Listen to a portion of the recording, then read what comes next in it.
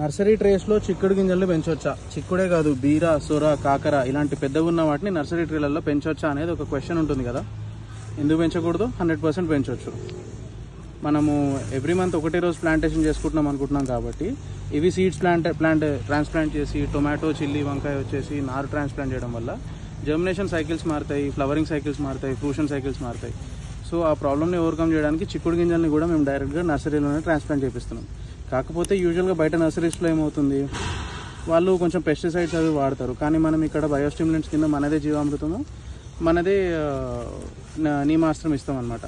So రెగ్యులర్గా germinate అయిన తర్వాత నీమాస్త్రం ఇస్తూ బయోస్టిమ్యులెంట్ ఇస్తూ మనం హెల్తీగా పెంచుకుంటాం. Only thing they are giving to us is controlled environment. So నర్సరీలో పెంచిన అడ్వాంటేజ్ మనకు ఉంటుంది. అట్ ద సేమ్ డే అన్ని మొక్కలు ట్రాన్స్ప్లాంట్ చేసిన షెడ్యూల్ ఉంటుంది, అంటే ఒక స్ట్రక్చర్డ్ ప్రకారం వెళ్తుంది అనమాట.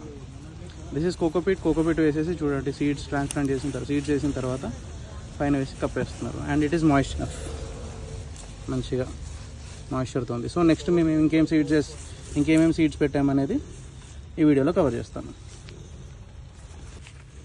ఇది గోరుచిక్కుడు, ఇది వంకాయ, ఇది తెల్ల వంకాయ, ఇది మిర్చి, ఇది తెల్ల మిర్చి. ఈ బ్లూ కలర్ కనిపిస్తుంది కదా, ఇది టొమాటో సాహో వెరైటీ.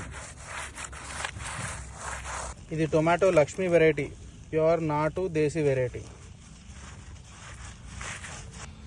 ఈ బెండకాయల పక్కకి పెద్దగా కనిపిస్తున్న పింక్ కలర్ గింజలు వచ్చేసి డార్క్ గ్రీన్ కాకరకాయ.